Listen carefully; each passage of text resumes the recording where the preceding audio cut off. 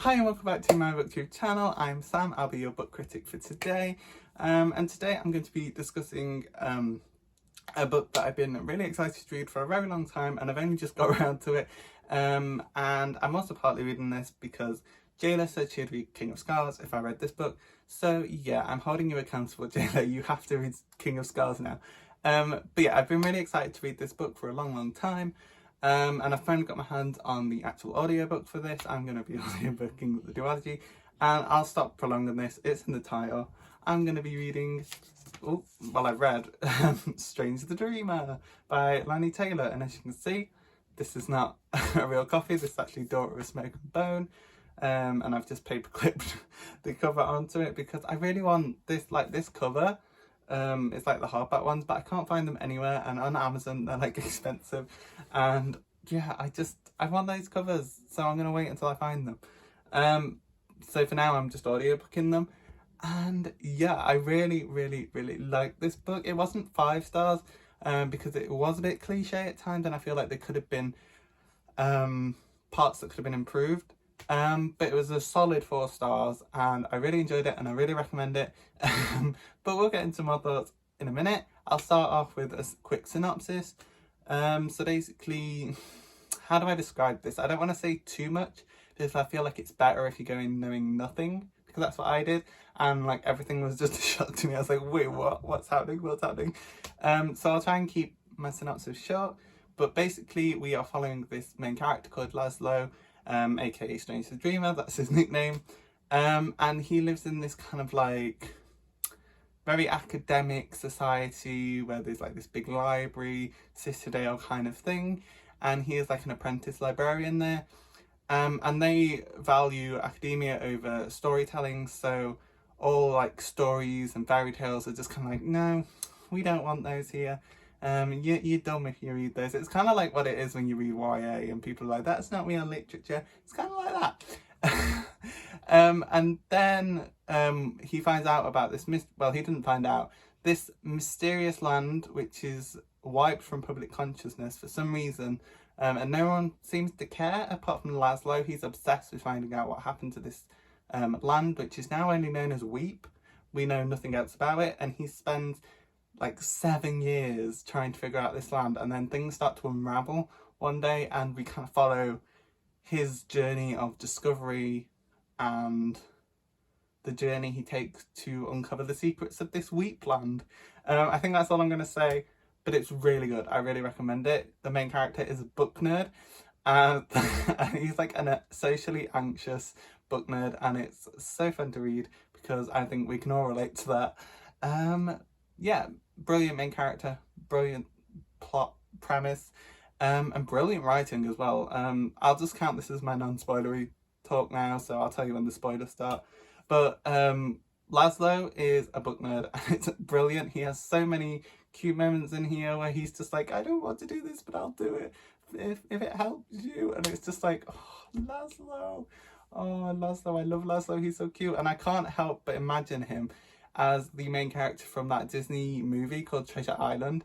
I just see him as that main character. I'll put a picture in here now. But yeah, that is just Laszlo to me now in my head. That's how I imagined him the entire way through. And I found it funny that in this land where fairy tales aren't allowed, it's the fairy tales that start off this whole adventure. And like even them just, he was in the library one time and this big book of fairy tales fell on his nose, and that's why his nose is crooked. And I feel like that's just I see what you're doing, Taylor. I don't know how to say Lani Taylor all the time, I just say Taylor. I think I'll just say Taylor. But yeah, non-spoiler thoughts. Read this book, it's brilliant. The writing is beautiful. It can drone on a bit sometimes with the description, it gets a bit slow, but it's worth it getting through this because the story is brilliant, the characters are brilliant, and the mystery really grips you for a long time.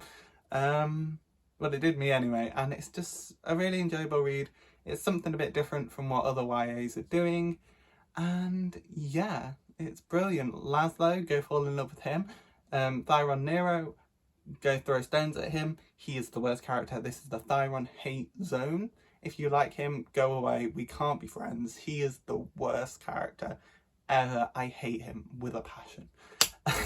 That run hate channel. But yeah, I think that's all the non-spoilery thoughts I have. Lanny's writing is brilliant, the characters are brilliant, the story's brilliant. Okay, now we'll get into spoilers, and I'll put a time code here where you can skip to see my overall thoughts, where I probably thought about what I'm going to say more. Skip to here for my non-spoilery thoughts. So if you're still with us, okay, we're going to talk about spoilers now. I think there's 5 parts, so I'm just going to say my thoughts on every part as we go along until the end of the video. So, part 1, we mainly are in the Citadel place that I mentioned to begin with, which is like the big library, city place that Laszlo lives in. And we follow basically Laszlo's origin story. We learn about his past and how he grew up. And then we see him discover this thing. And then Thyron comes into the library one day, and Taylor is really going to have to do some work if she wants me to like this character later on in book 2, because I hate him so much. And he's basically like, Laszlo, I know you've been working 7 years on these books, but give me them now because I want them. I hate him so much. From that moment, I knew I was never going to like this man, because he just strolls in here like he owns the place and is like, give me your books now. And Laszlo has to do it, and he's like so begrudgingly, he's like, my books, I've worked so hard. And like even after that, Laszlo still like helps Thyron.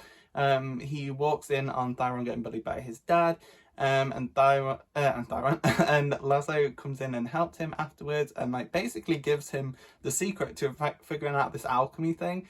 And like, Laszlo, why are you helping this guy? He's terrible. He is the worst person you could decide to help, but hopefully your good kind-heartedness will rub off on him. So yeah, then basically I was so enthralled with this weep thing, because I hadn't read the thing, so I didn't actually know we were going to go there for a long time anyway. Like in part 2 we're already in weep, and I'm like, what's happening? But yeah, for the first part I was like, what is happening with this weep? Like, what is it real? Is Laszlo gonna escape from this place and go find it? Like, is what is happening with this weep place? And then they just kind of show up, and I thought, wow, we're only at the end of part 1. Can we have a bit more build up on this? Like, I was enjoying the mystery, and then a bit into part 2 here, but in part 2 straight away we're pushed into all these new characters that are already in weep. I'm like, you're taking away from the mystery here. Like, I preferred not knowing if weep was even real, like if it was even this place that they could go to anymore. And then all of a sudden we're just in a point of view of someone that's already there. So it kind of took away a bit of the mystery. Laszlo is such a cinnamon roll, and he's so reluctant to even like stand up for himself to go, because these weep people are basically like, yeah, we're going on an expedition to find our homeland now. We're going to take a few of you with us. And they have to hold like these interview kind of thing to see who will go with them. And Laszlo, he tries to get an interview, but they won't let him, and then he's just like, oh, guess I won't go then. And it's all sad. But then, and then when they're about to leave, he finally gets the courage, and he has his middle finger moment to Thyron, and he's like, you know what, I'm coming. And he speaks the weak people's native language, and everyone's like, how did he do that? How did he do that? And it's so funny. And then the Queen's like, oh yeah, we knew this all along. Yeah, get lost. But yeah, Laszlo has his middle finger moment, and he goes off with these weak people, and he's like, you know what, Thyron, keep the books. I don't need them anymore. I'm actually gonna go to weep.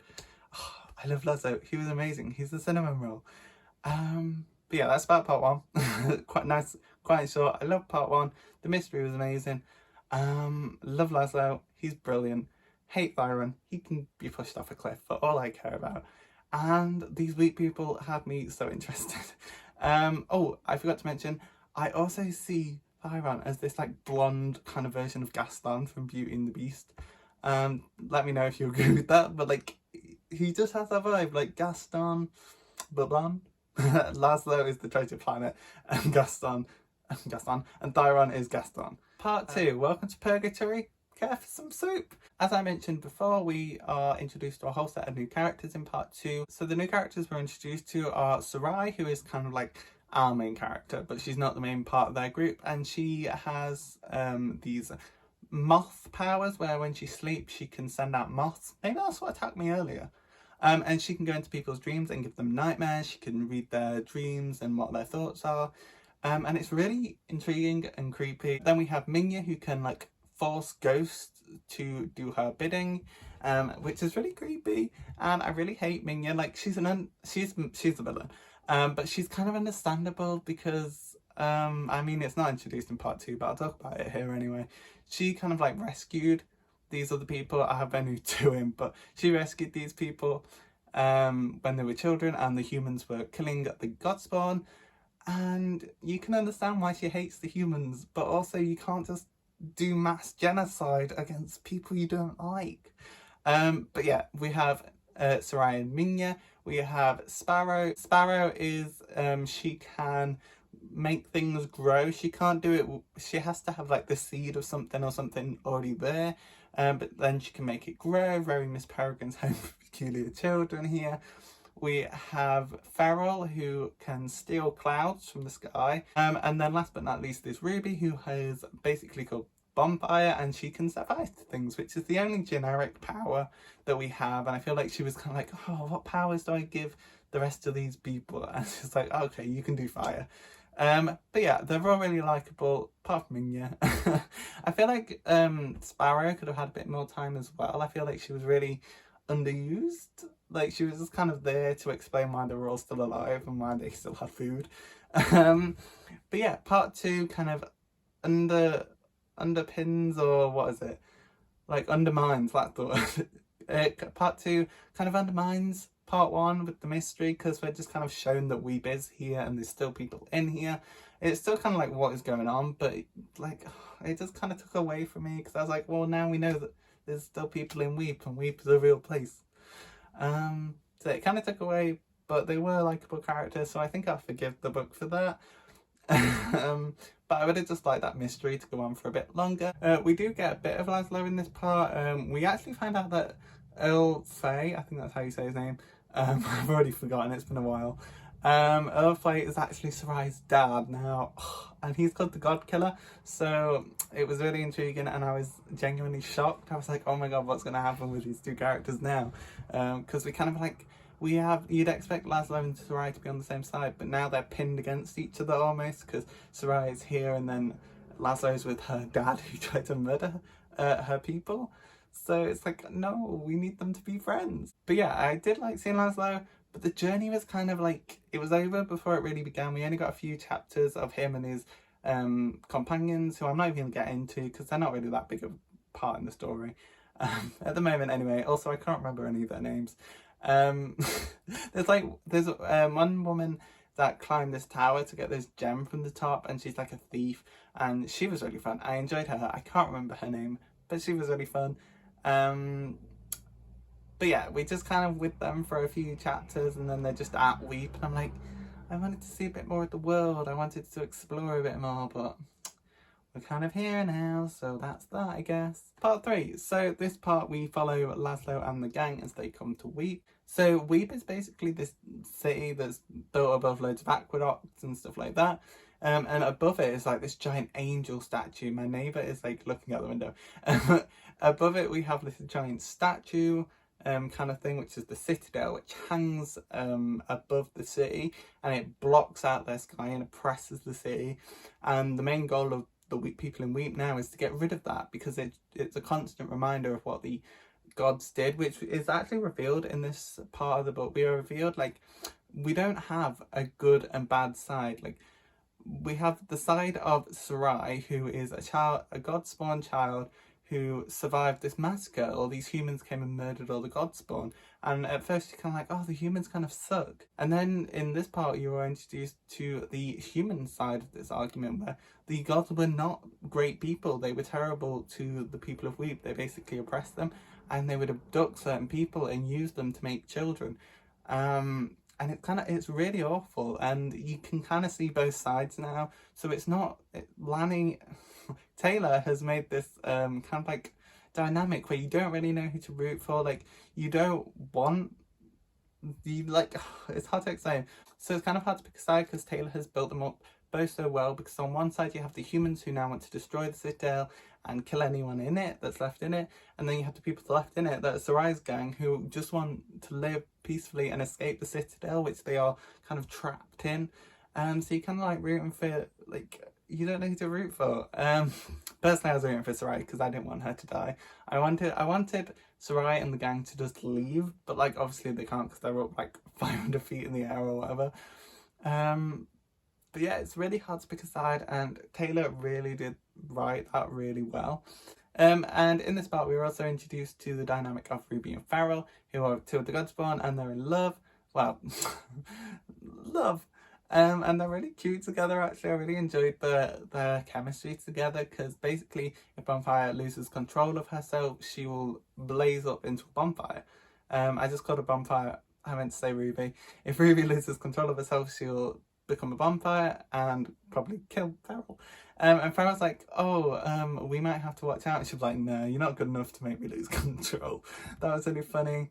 Oh, the side character with Laszlo, I actually checked, it is Calixte. I really like Calixte. She was so fun, and she's just fun. Although she had this kind of like side plot where she was going to climb one of the anchors to prove this other guy wrong, and then, unless I missed it, she never actually did that. And I was kind of like, oh, what was the point of that then? We also have Laszlo and Sarai meeting for the first time. Technically not meeting in person, but they meet in Laszlo's dream. And Laszlo can see Sarai. Normally no one can see her while she's in their dreams. And then Laszlo sees her because obviously he's the main character. And he has special powers. So he sees Sarai, and it's so, they have like, later on they have like hundreds of these chapters that are kind of boring, but also kind of cute. Chapters where they are in Laszlo's dream world and they just kind of chill, and they're really cute, but they go on for so long, and I'm like, can we get back to the plot? I don't care. Like, I don't want to be stuck in Laszlo's dream world for like 50 chapters, please. Can we get on with the plot? That's one reason why I didn't give it 5 stars, because it just went on forever. I'm like, I get it, you're cute together, can we do something else now? And then my final point for part 3 is there's this demolition guy that's with them when they're first arriving at Weep, and talking about destroying the citadel above it, and he's like, why don't we just blow it up, guys? Let's just blow it up. And they're like, you see the cities underneath it, right? And he's like, oh yeah. That was so. I just checked my notes. Part 4 is actually the last part. There's not 5 parts. So in this part, everything is revealed. Everything comes out. Thyron, I haven't talked about him much in this thing because I just don't like him. But basically, he's been trying to figure out a way to kind of like dissolve the anchors of the metal, but it's like a special metal that is like, doesn't react to anything apart from Laszlo, because Laszlo is actually Godspawn. I'll just say it here, Laszlo is Godspawn. I should have seen that coming, but I didn't. And then he was like blue, and I was like, oh my god, Laszlo is Godspawn. But like, I kind of like the idea that he was a nobody. Like, he was just a war orphan, but Godspawn's fine with me, I guess. But that took me by surprise. But yeah, anyway, back to Thyron. He's trying to find a way to dissolve, and like, he's using Laszlo's spirit, and it reacts to the metal, and he's like, Laszlo, you're special. But not in that way, because he's an idiot, and I hate him, and he's just mean for no reason. And he finds out about the moths as well, and he interrupts the dream sequence, which is the only good thing he did, because those dreams went on and on for ages. I literally just mentioned this, but I was checking my notes, and I even wrote in my notes, dreams are cute now, can we stop? So yeah, the dreams went on for a while. So the only good thing Thyron has done is stop that from happening. One cute piece of line where Laszlo was like, oh, Sarai, I think you're a fairy tale. Oh, that's so cute, because she's so down on herself, because she's given nightmares to everyone in this city, and she feels really bad about that and really guilty. And she's just feeling down about that, and Laszlo's like, I think you're a fairy tale, you can be better or whatever. And it's just so cute. The main argument I actually summed up in my notes pretty well. I put, can you blame the children for their parents' sins? Which is kind of like the main moral dilemma of this book. So yeah, can you blame these Godspawn children for what their parents did to these people of Weep, or do you have to forgive them? I mean, they don't at the end. They basically destroy one of the anchors on the citadel, and the citadel falls wonky, and the city gets destroyed a little bit, and Sarai falls off. Oh my god, Sarai falls off, and like, I kind of spoiled myself because I was googling how many chapters this book had, and I saw, does Sarai stay a ghost? And I'm like, what? Sarai becomes a ghost? So I kind of spoiled for that. But when it was happening, it was like someone has fallen off the citadel, now it's wonky. I really thought it was going to be Ruby, because her and Farrell had so much, I was going to say screen time, her and Farrell had so much time together, I thought she was going to die. But it was Sarai. I was not expecting that. And now she's dead and she's a ghost and Mingya has control of her. And oh, I can't wait to see what happens with that in book 2 and how she manipulates them to do what she wants. But yeah, I was not expecting Sarai to die. And Laszlo, and it's kind of like that we get to see her point of view when she's dead. And she's like, oh, the first time me and Laszlo actually get to touch and be together in person, she's dead and she is actually now a ghost. So there's still that separation. They still aren't fully together and it's so sad. And I really hope that she becomes human again somehow. I don't know how that will happen. Maybe one of the gods will help her. Maybe Laszlo will find a way. But hopefully she'll be human again in book 2, which has caused me some nightmares. So she is the name of the book. So yeah, there my thoughts. On spoilery thoughts, we'll bring back the non-spoilery people now. Hi, welcome back. If you're back at this point, you have skipped to the non-spoilery part and have missed all our wonderful discussions here. But yeah, basically we've talked about this book and my main takeaways are, the writing is so good, the plot is so good. Taylor builds this story that has no good or bad side, and it's so intriguing and it really, really grabs you and makes you want to read and read and read and read and read this book. And all the characters are really lovable. You'll love Laszlo when you get to reading this book. You'll love, I won't say the other characters. You'll love Laszlo, you'll love the other main character. And yeah, you'll really fall in love with this story and this plot. And I definitely recommend this book. I loved it. It was brilliant. But yeah, 4 stars. It would be 5 stars if I didn't get bored at those parts that I mentioned. But yeah, it was a brilliant book and I definitely recommend it. We'll end this video now because I don't want it to be too long. I'm so conscious of my videos being really long because I'm like, is anyone going to watch this? But yeah, remember to like and subscribe. It would mean a lot. If you want to leave a comment telling me your thoughts on this book, if you read it, if you agree with anything I said, like Thyron sucks and he can be pushed off a cliff. Laszlo is a sweet bookworm that deserves the world. If you agree with any of my thoughts, let me know in the comments. Tell me your opinions on this book. If you haven't read it, why not? But if you haven't read it, I definitely recommend, and just leave a nice comment if you haven't read it. That'd be nice. But thanks for watching. I'll see you in the next video. Yeah, thanks for watching. Bye.